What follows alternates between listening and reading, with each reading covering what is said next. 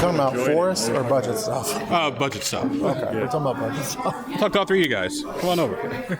We're talking forests. Well, we'll start with the budget, then go to the forest. How about that? Thank you. You're much too kind. All right. Budget passed. Basically along party lines, a couple of Democrats switched over. Your thoughts?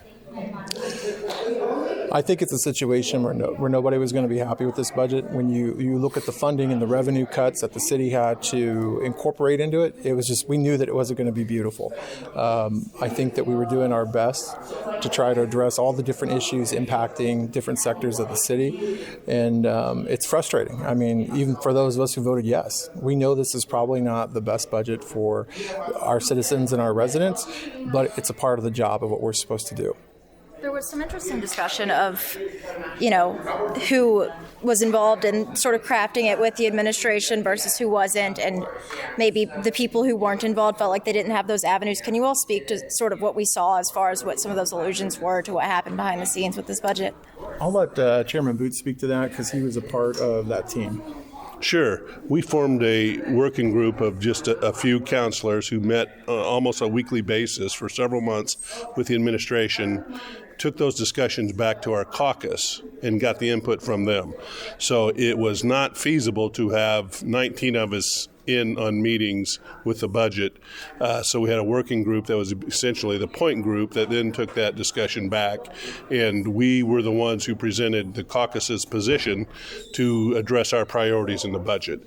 And as was mentioned tonight, this is the first budget in our 6 years, my 6 years, Councilor Hart's 6 years, of where we were involved on the ground floor from the very beginning. It wasn't waiting until August to have the budget presented to us.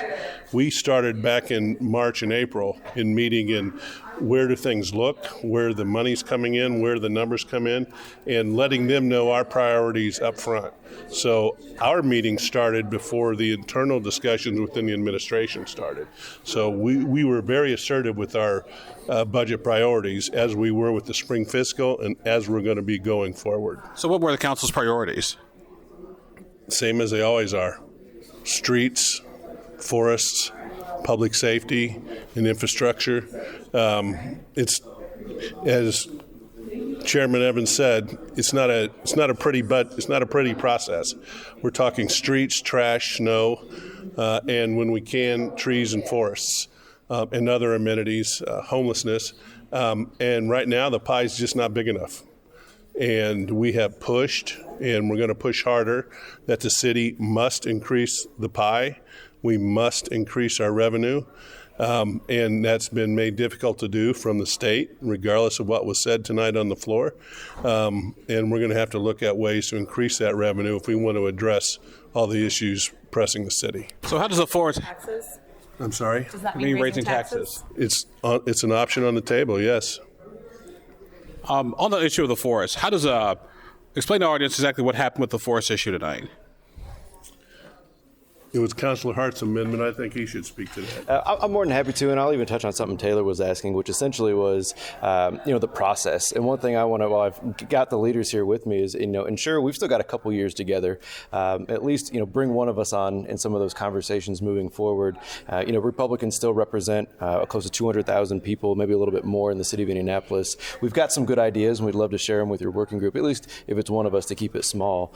As for the forest, that was our way of trying to show that, right, that we do have ideas, and it's broader than that. There were many things that we could have amended, but having limited time, limited resources with our CFO, didn't want to overly burden her, knowing that it was going to be a really uphill thing to try and pass. But just part of it was proving a point that we do have the ability to do so, but also asking for an opportunity to get there earlier, so we don't have to do it in that fashion going forward. What about this thought about buying AES? I think it's something that the city leadership needs to strongly consider.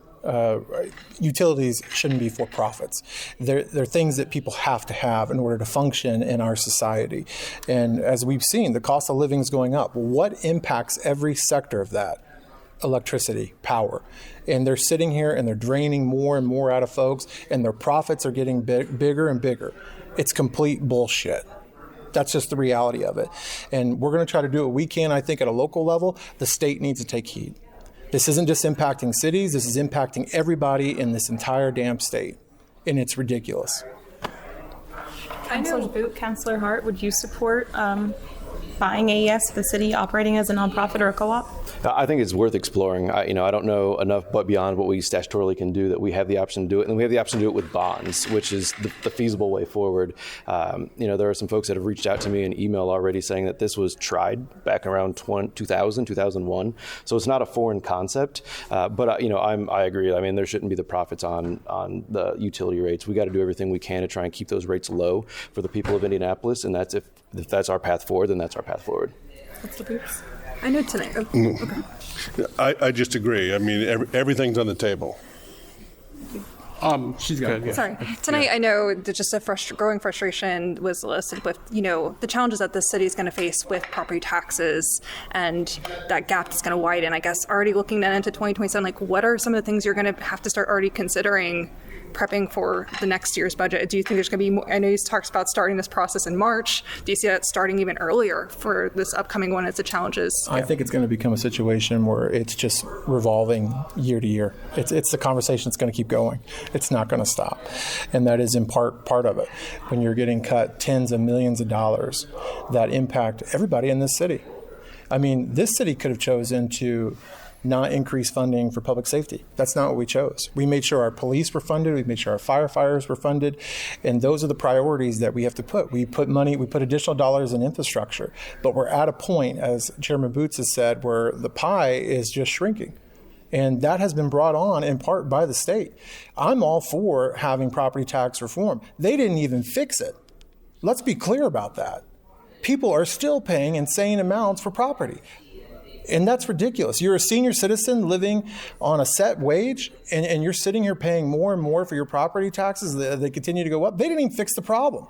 If they want to cut budgets, start with themselves. Give people more of their paychecks back to them. How about we start there?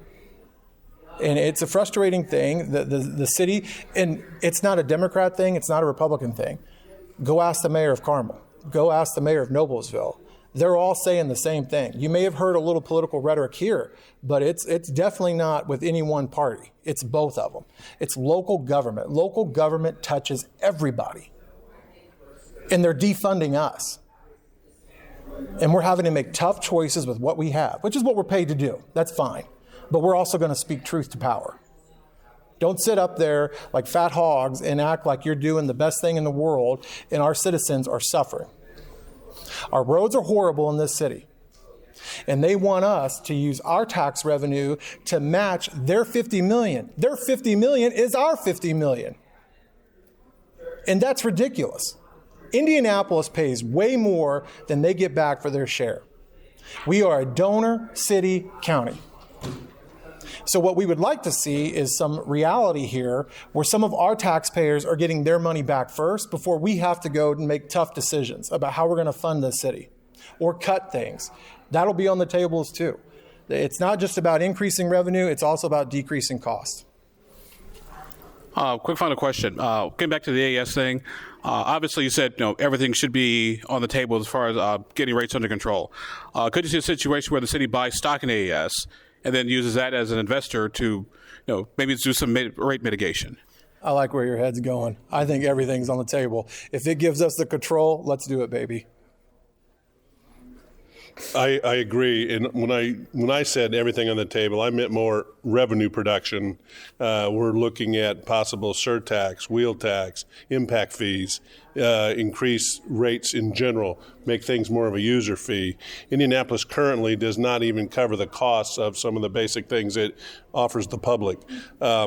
And we need to change that because the formula just doesn't work out and it's not sustainable. Do you anticipate the council, taking an action like increasing taxes, even though the administration has held that they would not do something like that? They wouldn't support that? That's an option. This city, in my opinion, the conservatism has led to where we are today. And no one's a fan of taxes, but the math is simple, and it's not fuzzy math. When your revenue doesn't cover your costs, you need to do something about it. And we just really have been put in, again, a position by the state, by their bait and switch, when the maximum savings anybody's going to get in the real estate situation is maybe $300. And for the millions that it's cutting out of our budget, we have to make up the math somewhere else. I'd say if you ask me, it's on the cutting side. I mean, things that we're going to see kind of go first are these underspend. That's going to be the first, where we had $20 million this year on kind of flexible spending. Moving forward, that's going to be the first thing to go. After that, it's going to be the programming initiatives, and then if anybody who's running the mayor's office is going to have to look at what are our baseline responsibilities as a city, and then anything above that is going to be a more difficult conversation. I mean, those are the quality of life things that we're being asked for, whether it's street sweeping, whether it's economic development incentives of forests, whatever it is, those above and beyond police safety, roads, infrastructure, those are the things that are going to take a hit first, unfortunately. What do you say to a regular citizen who's like maybe watching this or reading us or listening to us? Like, what the hell do you guys do all day? Yeah, absolutely. I mean, we're your neighbors, right? We do have day jobs. A lot of us all work at the same time, but then we come here in the evenings. We come here all throughout the day. I tell everybody it's a very fluid job. I start mine at 4:30 in the morning, and I end it at 10 o'clock at night. And anywhere in between, I'm having meetings with constituents, meetings with the city, meeting with other councilors, meeting with you guys. It's all day long, and it's a passion for folks, right? I know what it is for myself because I can see the outcome that you get when working with the people in the city. Just here in the last few weeks, I've had a lot of great success just by being vocal and listening to what people are telling me they need help with. And, that's to me the ultimate benefit to all of this. What, you need more comment on that? Gotta have bipartisan comment, that. I think he summed it up pretty good. I mean, we are large, and by part, we're huge advocates for our communities and our neighborhoods, and it never stops. That's what I always tell people. It's not like it's a 9 to 5. You're taking phone calls, emails, text messages all morning, all day, all night. The budget season is difficult. Our committee meetings double. Triple, and then we're also having all those behind the scenes meetings trying to fight for different things in our districts or even the city as a whole. So it's very time consuming, and quite frankly, I think citizens should be more proud of this council than some of the councils I've served on previously, because I do think that these city councilors work pretty hard. Thank you, guys. Thank you. All right.